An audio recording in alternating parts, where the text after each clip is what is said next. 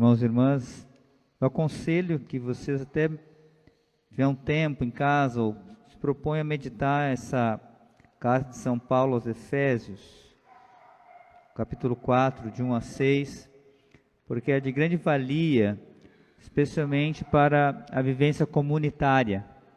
A gente vê ali alguns princípios que São Paulo coloca aqui que são importantíssimos a gente meditá-los, porque quando a gente começa a olhar isso na palavra, a gente vê qual é o caminho a ser trilhado. Não inventar um caminho. Então Deus tem uma proposta para a vida de comunidade. Deus tem uma proposta para a vida familiar. Deus tem uma proposta, um caminho. Como vamos conviver em casa? Como vamos conviver? Quais são os princípios que devem orientar a vida em casa? A vida de um casal, a vida, relacionamento pais e filhos, vida de comunidade. Então Deus tem o caminho. Então nós não estamos agora inventando a roda, Deus já tem um caminho, e cristãos antes de nós já viveram em comunidade, e também a igreja tem 2000 anos. Então essas cartas vêm nos ajudar a perceber qual é o caminho, e que sinais que deve perceber, e por onde devemos caminhar e corrigir. Então é importante, se você puder ler, vai ajudar, porque São Paulo aqui vai colocando certos princípios que são muito claros. Um deles é a própria questão da unidade. De onde é que vem a unidade das coisas? Há um só corpo, um só Espírito, como também uma só esperança ao qual fostes chamados. Há um só Senhor, uma só fé, um só batismo, um só Deus e Pai de todos, que reina sobre todos, que age por meio de todos. Então, a gente começa a perceber, o princípio da unidade está em Deus, e a comunhão com Ele. Então, se esse princípio vem de Deus, a tentação vai vir da onde? Vai tentar fazer o quê? Fica muito claro. O primeiro ponto que o inimigo vai tentar fazer é afastar você de Deus. Ele vai semear na sua família a divisão na fé. E claro, vai fazer isso de diversas formas. Através dos... Hoje em dia tem muitas coisas que estão aí a serviço, que o inimigo vai usando para semear divisão entre pai e mãe. E vai especialmente essa divisão na fé. A pessoa já não começa, para um casal já não reza, já não vai na missa, está sempre na correria, nunca tem tempo de parar e rezar, não dialoga mais. Então como é que isso vai acontecer? Porque é um só Espírito. Se eu não alimento o Espírito, que Espírito que vai guiar? Vai ser outro. Entende? Então, aqui está um princípio importante para que depois aquilo que ele fala de caminhar com humildade, mansidão, de acordo com a vocação, claro, vai acontecer. Porque se eu estou em comunhão com Deus, se um casal está em comunhão com Deus, fica claro a sua missão, a sua vocação, o seu chamado. Então isso começa, a unidade começa a acontecer, de fato, as coisas vão... Não que não tenha problemas, mas a pessoa começa a perceber onde entram as tentações, as coisas. Então, é bom meditar esse capítulo 4, a carta aos Efésios. Aliás, toda a carta, ela é bastante assim voltada para a igreja, é uma carta bem eclesial, assim, que nos ajuda a entender essas relações de comunidade, o que é a igreja, relações internas. Então, seria muito importante meditar e, claro, aplicar na igreja doméstica, esses princípios. No Evangelho, aqui Jesus fala aí não é apenas para os doutores da lei, ele está falando para as multidões. Então, sobre esse olhar à realidade.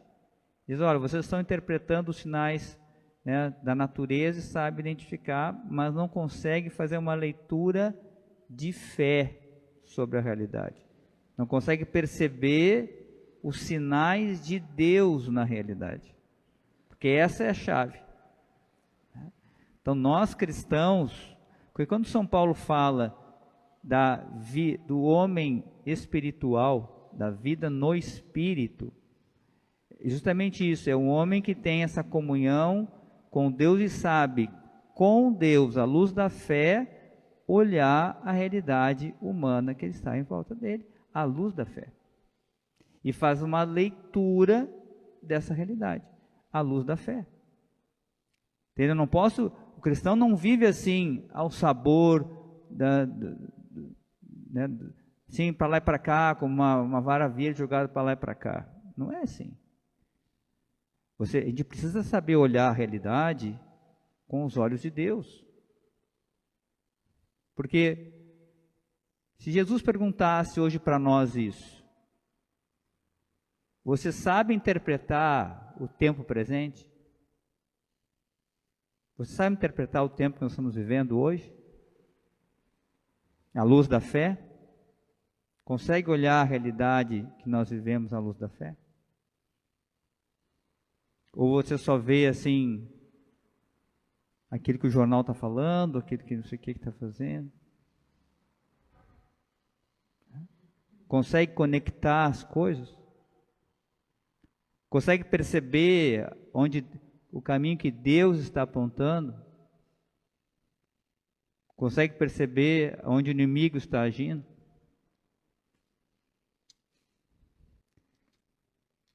Então perceba, é fundamental isso aqui. E bem prático. Porque se a gente não sabe o porto que a gente vai chegar, não tem vento que vai ajudar. A gente não percebe onde está o caminho de Deus, como vamos trilhá-lo? Se eu não percebo, não entendo a linguagem de Deus, como vou saber o que eu devo fazer? Como vou caminhar se eu não entendo? Olho a realidade e vejo ela apenas como uma pessoa que não tem fé. Então não enxergo. E eles estavam diante do Filho de Deus e não viam, ou não queriam ver, que Deus estava ali.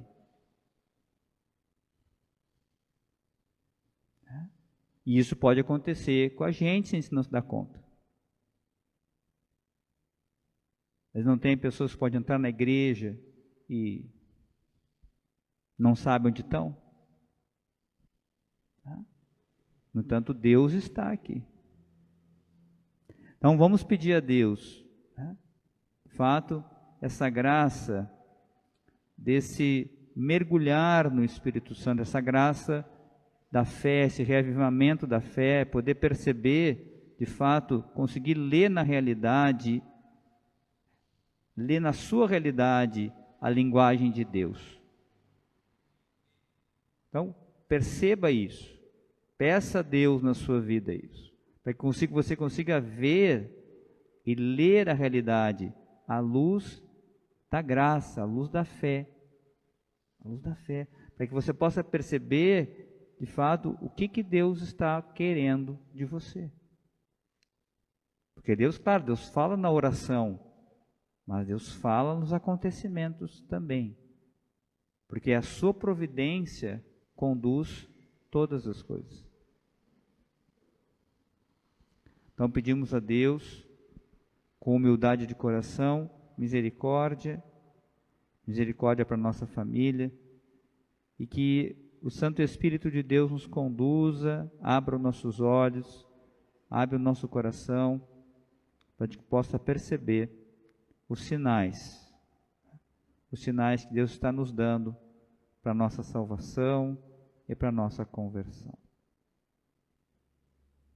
Passamos um breve momento de silêncio, acolhendo a palavra do Senhor.